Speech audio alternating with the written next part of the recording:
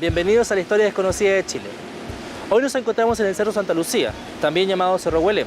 Este cerro simboliza dos cosas. Por un lado, la llegada de los conquistadores españoles a Santiago y por otro lado, un lugar sagrado y ceremonial muy importante para los pueblos originarios. En este capítulo vamos a abordar un tema contingente y controvertido, la historia del pueblo mapuche. ¿Qué sabemos de ellos? Pero sobre todo, ¿qué imagen hemos construido de ellos? Para analizar este capítulo y ver cuáles son las controversias y las facetas de esta construcción, vamos a analizar cómo los medios de comunicación, hace más de 160 años, han construido una imagen bastante negativa y distorsionada de este pueblo. Y para hablar de este tema, nos acompañará el sociólogo Felipe Portales.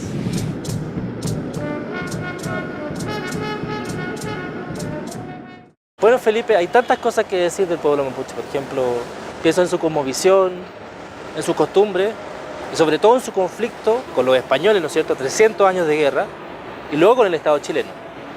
Si tuviéramos que caracterizar, ¿no es cierto?, la situación del pueblo mapuche después de la independencia, es decir, después de 1810, ¿qué nos podrías decir al respecto?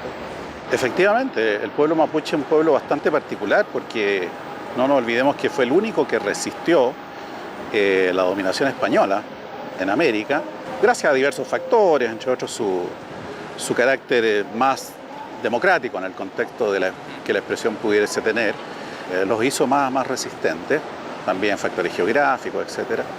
Y curiosamente ahí hay algo que es bien importante, que es para la independencia de Chile, no todos, pero se supone que la mayoría de los mapuches más bien estuvieron por el bando realista. Ellos se daban cuenta que geopolíticamente el seguir siendo autónomo dentro de un gran imperio como el español no era un problema para el imperio español, podía haber un problema de orgullo. Claro. En cambio, sí, con un Chile independiente, ellos se iban a convertir en una especie de divisor del país en dos. Exactamente, entonces ellos podían prever de que iba a haber un conflicto mucho más agudo después. Correcto. Y lo otro que es curioso, Felipe, tiene que ver con esta visión positiva que había del mapuche posterior a la independencia. Había una imagen bastante idealizada, ¿no es cierto? Claro, porque además, inicialmente y por muchos años, el nuevo Estado chileno buscó una integración pacífica de los mapuches a la sociedad nacional, respetándoles su autonomía y su forma de vida, y solamente entraron misioneros que fueron bien recibidos, escuelas de misioneros que fueron bien recibidos por los mapuches, y se establecieron algunos nexos, autoridades de contacto, en fin. Pero el Estado chileno en un primer momento respetó plenamente la autonomía mapuche. Claro, y al parecer también muchos intelectuales tenían una visión bastante positiva del pueblo mapuche. Así es, Pérez Rosales se refería a que los mapuches ya incluso tenían casas de madera, que se habían convertido en agricultores, cultivaban trigo, maíz, tenían artesanía y que estaban integrándose perfectamente, digamos, al circuito moderno de la economía, en cierto modo. Y también está el caso de Ignacio Domeyko. Domeyko tuvo una estadía allí, sacó un libro y desarrolló una visión muy positiva de los mapuches y por supuesto la idea de seguir desarrollando esta búsqueda de integración pacífica. Incluso Domeyko fue muy profético porque dijo, pueblos como estos, a través de la violencia, lo único que se va a lograr es exterminarlos o envilecerlos, una reducción violenta que afectaría a la más preciosa sangre chilena, dijo Ignacio Domeyko, proféticamente, más o menos en 1845.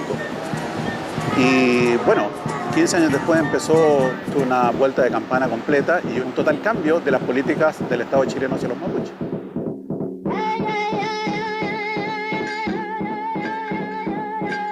Comentábamos recién, Felipe, esta primera etapa de la relación entre el pueblo mapuche y el Estado chileno. Ya habíamos dicho que era una relación bastante armónica, pero se produjo un quiebre.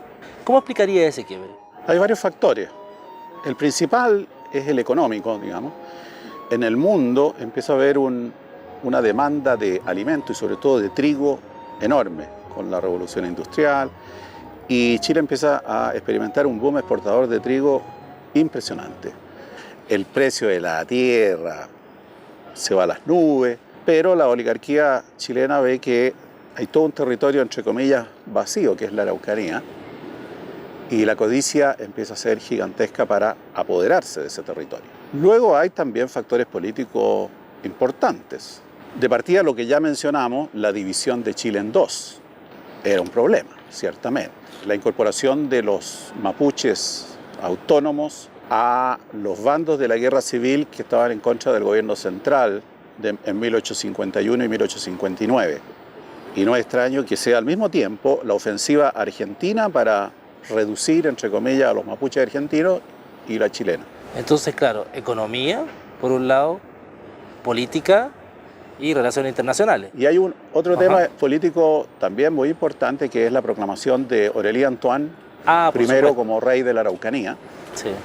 Todo indica que había mucho más eventuales respaldos franceses a esto.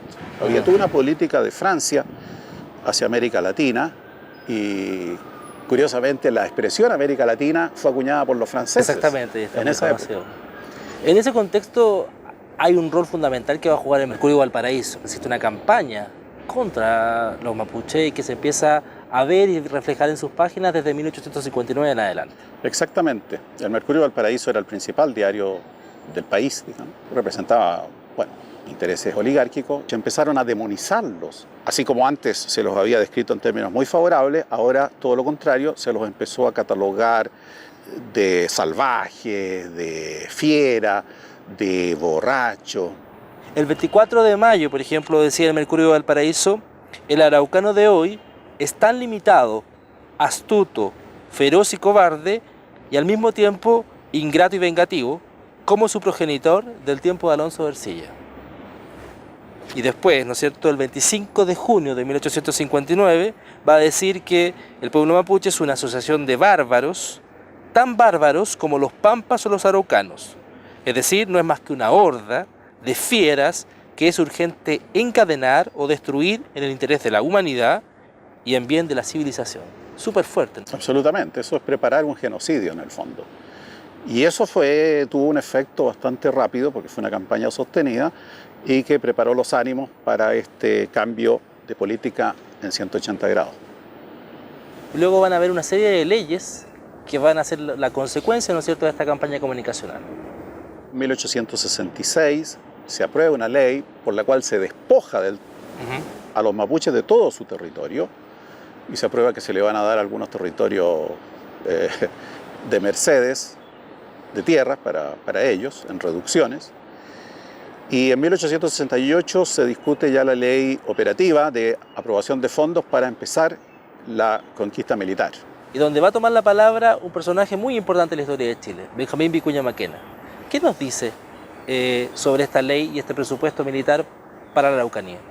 Él fue uno de los principales adalides en la denostación de los mapuches, alguien que 2 años después iba a ser intendente de Santiago y, entre otras cosas, refaccionar este cerro. Justamente.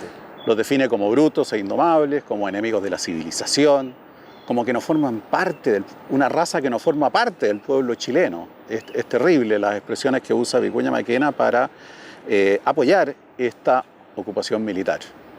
Pero también hubo ciertos matices, o sea, hubo otra gente que tenía otra opinión. Hubo algunas honrosas excepciones como José Victorino Lastarria, claro, Pedro León Gallo y Manuel Antonio Mata. Los 3 radicales, me parece. 3 radicales que dan argumentos, en definitiva, de derechos humanos. Incluso Lastarria dice, bueno, si el tema, la violencia que ellos han suscitado es en reacción a que nosotros queremos despojarles de sus tierras. Pero obviamente no era la idea era quitarles las tierras, ya se había aprobado la ley en ese sentido.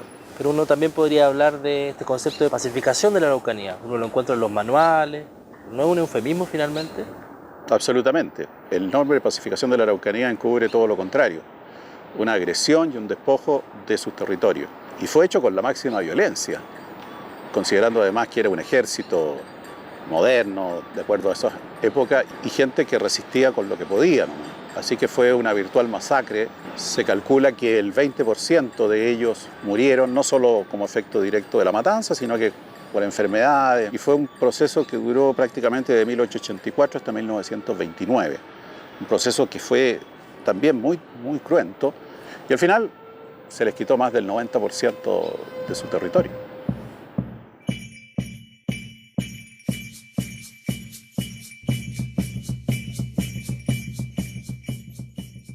Parece ser que esta historia no es una historia pasada, Felipe.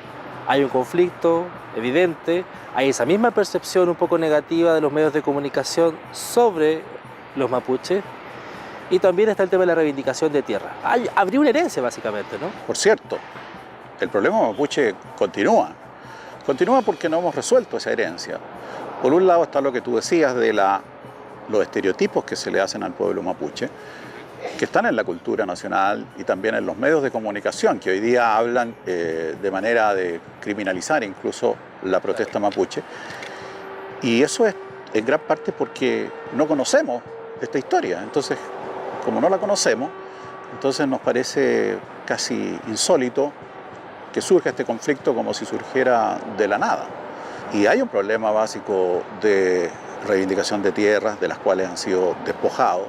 Claro, porque el tema de reivindicaciones territoriales supone también tocar ciertos intereses económicos. Parece ese es un tema muy sensible. Claro que hay intereses económicos que se verían perjudicados, no solo los que hoy día son terratenientes, sino que hemos visto en los últimos decenios una entrada muy fuerte de grandes empresas forestales que sin duda constituyen un grupo de interés que hace más difícil la resolución del conflicto.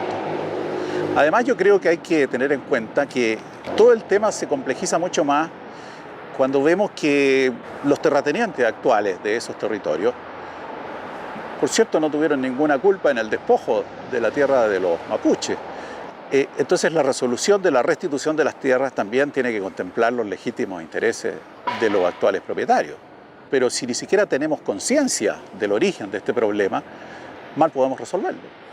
Claro, es evidente que es un tema complejo el tema del conflicto mapuche, pero a tu juicio y según lo que tú has trabajado, ¿cómo podríamos vislumbrar una especie de solución a este conflicto, una especie de superación de esta conflictualidad entre el Estado chileno y el pueblo mapuche?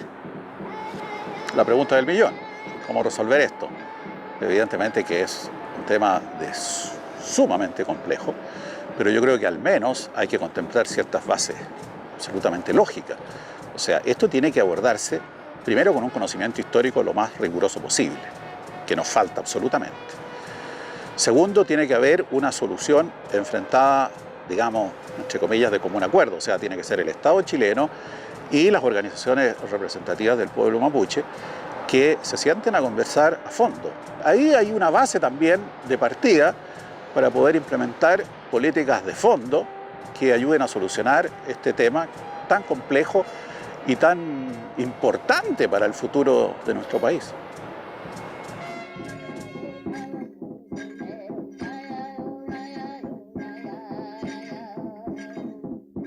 El conflicto de la Araucanía continúa abierto. Como hemos visto en este capítulo, uno de los aspectos poco abordados es cómo los medios de comunicación contribuyen para que los estereotipos y los prejuicios perduren en el tiempo. Con esta reflexión terminamos el capítulo de hoy y los dejamos invitados para una nueva emisión de la Historia Desconocida de Chile. Hasta pronto.